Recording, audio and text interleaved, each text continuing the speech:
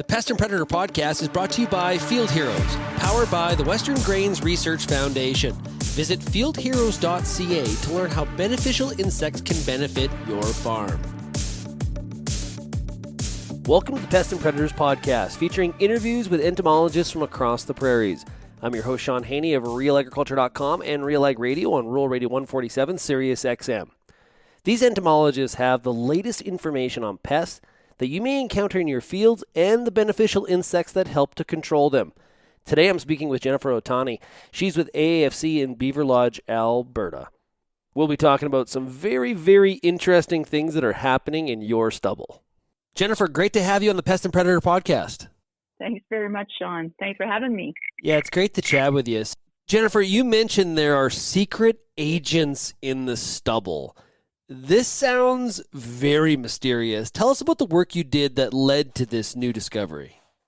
Sure, Sean. So it's a really great story. I think most of us that are a bit more familiar with wheat midge are also a bit familiar with the parasitoids. But some of the work that we did actually in relation to our annual canola survey really delineates the relationship with the parasitoids that attack wheat midge, and just how tightly everything is all bound together in terms of what growers do with their stubble. So what we did is our annual canola survey. We've been doing it since 2003. We go to commercial fields throughout the entire Peace River region. That's BC and Alberta. We normally do sweep net monitoring, and we do it in the canola just as it's kind of starting to flower and into mid-flowering. What we started to do in 2013, though, is we started to record the surface stubble underneath the canola. So at the same time as sweeping, we would take a look and see what was on the surface and what should have probably been there last year for crop rotations. We did it in part because we were, the Peace River region has a bit of a reputation for a canola on canola rotation. And we really wanted to get a handle on how frequently were we actually surveying in that type of a field. So that's really why we started to record what was on the surface for stubble.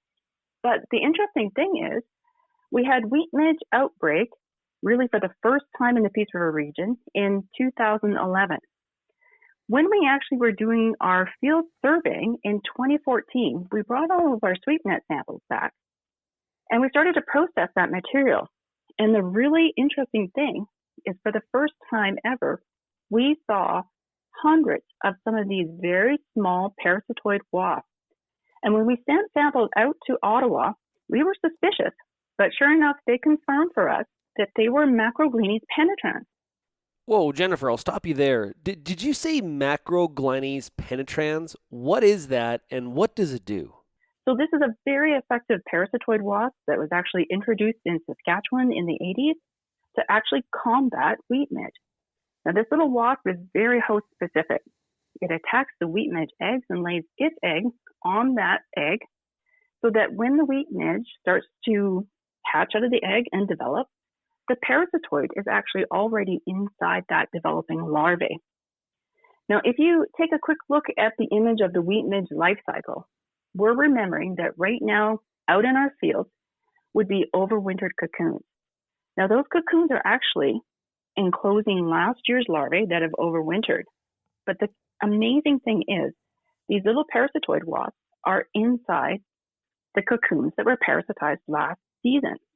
So those cocoons are basically developing in the soil, waiting for appropriate spring conditions, and they start to emerge.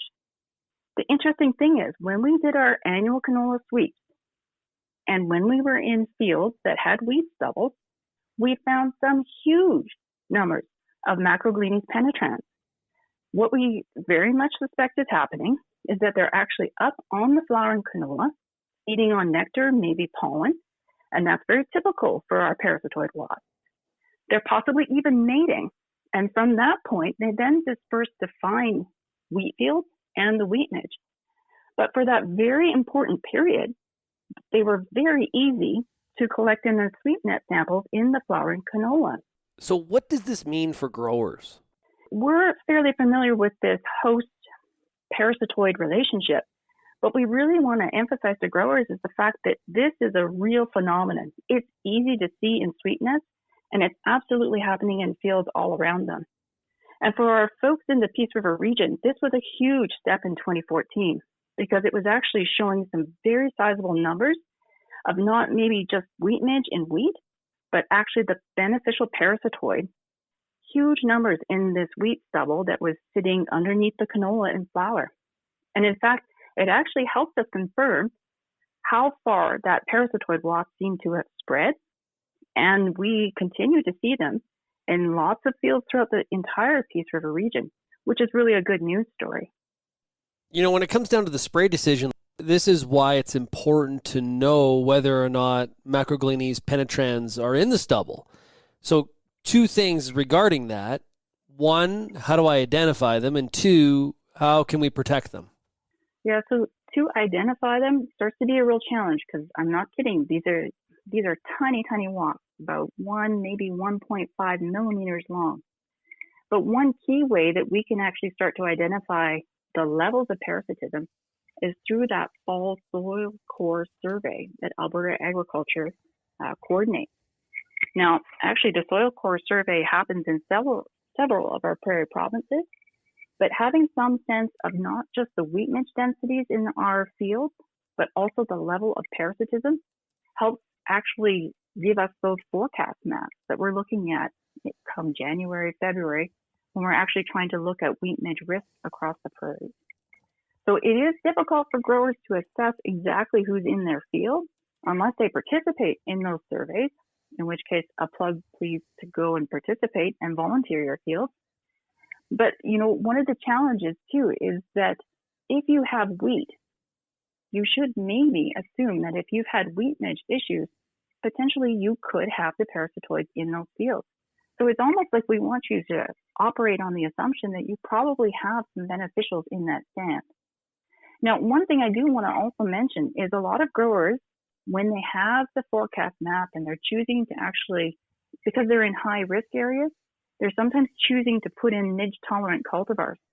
Well, the thing is, remember that even small numbers of midge can actually establish in our midge tolerant cultivars. But this is exactly why the cultivars are so beneficial. First of all, because of the midge tolerance, it's only going to allow a very small number of midge to actually establish on the susceptible stems, and those are a very small proportion, only about 10% of those stems in that blended cultivar. But what is super important is that whatever manages to establish is usually also going to be sought after by these parasitoids. And in fact, this is a really nice example because in Saskatchewan, we know that the combination of midge-tolerant cultivars plus the beneficial parasitoid wasps, they have actually managed to actually curtail major wheat midge outbreaks. Now, of course, this season we're looking at a forecast where we're starting to see some really higher potential areas for risk with wheat midge. And hopefully some of our growers have already made that choice and moved into midge-tolerant cultivars. So they're going to manage their wheat, and then we're going to see what happens for wheat midge. And a lot depends on spring and summer rainfalls. But then also remember that if it's a susceptible variety of wheat, potentially there could be midge, but more importantly, there could also be these parasitoids. And that will then have implications for next year, particularly if they follow a wheat into canola rotation. So, Jennifer, how do Macrogleines penetrans help manage that wheat midge population, and how much control do they actually provide? Yeah, that's an excellent question. Some of the estimates are showing that these little wasps have a fairly high number of eggs that they can lay per female. I think the key thing that growers really want to take away is, first of all, they're very efficient at finding wheat midge. They're very specific, and they actually are seeking wheat midge eggs to oviposit or lay their eggs on. So very quickly and over a relatively short window of time, these wasps emerge. They're basically synchronized with wheat midge emerging, and maybe just a tiny bit later because they're really looking for eggs. But they're super effective at seeking out and very specific. So when you have these populations available, if anything, we're hoping that we can bolster and preserve them. And that's again where we're saying to growers, look, if you've got canola and it's wheat stubble underneath, consider very carefully whether or not you need to be adding insecticide, particularly at that early flowering stage, because we know that macrogleines penetrans, those adults are just starting to come out. And, we did a lot of this work. Of course, it's based in the Peace River region, but we are very confident that this carries over to other regions of the prairies simply because, our crops are developing according to certain degree day heat units that are relatively, uniform across these crops. So using a phenological model that is, cueing into when canola starts to flower, we think that that's very valid for across the prairie. So we're really hoping growers look at that flowering canola and look at it as a really valuable resource, particularly if we have wheat stubble underneath, and just try and manage it as effectively as possible to conserve as many of those parasitoids so that they can go out and disperse and go to adjacent fields. Many growers do rotate. Of course, they have adjacent fields. So where your wheat was last year, you're going to have wheat or canola this year, and so on for the adjacent fields. So it can matter.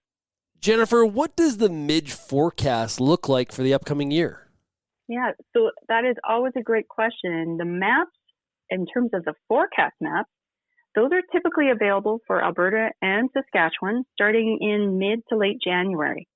The forecast maps are available early, so growers can take a look and see what kind of relative risk they might be facing for the upcoming field season. It's also really important because growers that are looking at high infestation rates of midge, they do, of course, have the option to look for midge-tolerant cultivars instead. And so that's why the forecast map can be very important. For Alberta and Saskatchewan, there are some red areas on the map that we're looking for in 2021. So that's not great news. But a lot can happen in the spring in terms of weather, and weather heavily influences what happens to those overwintering cocoons. So we really want growers to, again, review the map as the season now is at hand. Take a look at some of those red areas in both Alberta and Saskatchewan. And then the other thing that they can do is as we start to move into mid-June, into July, the actual monitoring maps based on pheromone traps that are deployed across Alberta, Saskatchewan, and Manitoba, those cumulative numbers start to come out. And again, we start to actually categorize those relative to risk based on the types of populations that are intercepted in the pheromone trap map. So two really important sources of information are available to growers, so both the forecast and the in-season pheromone trap monitoring numbers. So we're able to forecast midge levels for the coming year. Can we also forecast the amount of parasitic activity that is in the field? Yeah, so that's an excellent question, and I'm glad you asked that because I didn't really describe that super well. So the forecast map is based on soil core surveys that are done in the fall across the prairie. So basically, it's a set number of cores that are done in a certain pattern to actually get a certain volume of soil from each of the fields that are monitored. Those cores are then painstakingly brought back into the lab. They're normally washed so that you can actually extract these tiny cocoons, which are maybe about 4 millimeters long. And those cocoons are actually dissected. And what informed people can do with dissections is actually look at whether or not the cocoon has a healthy midge larvae in it, or is it dead, or is there actually a developing parasitoid larvae inside that cocoon. Now, all of that information is actually used to help adjust the cocoon density numbers to then project a forecast. So actually the forecast map already has built into it a known level of parasitism in those fields. So the soil core survey, again, super important. And if growers are willing to participate in that, we really encourage them to make sure that they're in contact with their provincial monitoring group and hopefully giving permission so that soil cores can be assessed. Now, I just want to also mention, of course, they can't monitor every field. But the great thing is that the individuals involved provincially, they're busy trying to assess over the entire wheat producing geography of the prairies. so that they get a good number of fields from all the different regions so that they can more accurately predict what happens. And this is, again, where it's really important. If folks are willing to volunteer their fields, it actually creates better, more reliable data sets and more reliable forecasts. Jennifer, thanks so much for joining us here today on the Pest and Predator podcast. Yeah, I hope that folks will take a really good look at some of the pictures, because we have a great picture of, first of all, wheat midge on some wheat heads to give them an idea of size of the wheat midge. I mean, some people are quite familiar, but otherwise we also have a really nice picture of Macrogleanes penetrans sitting on a wheat head, and, it gives people a sense of size. But we really want people to understand they actually have quite an impact on wheat production, particularly in light of wheat midge. I hope you enjoyed today's episode of the Pest and Predator podcast. It's brought to you by Field Heroes, powered by the Western Grains Research Foundation. Visit fieldheroes.ca to learn how beneficial insects can benefit your farm.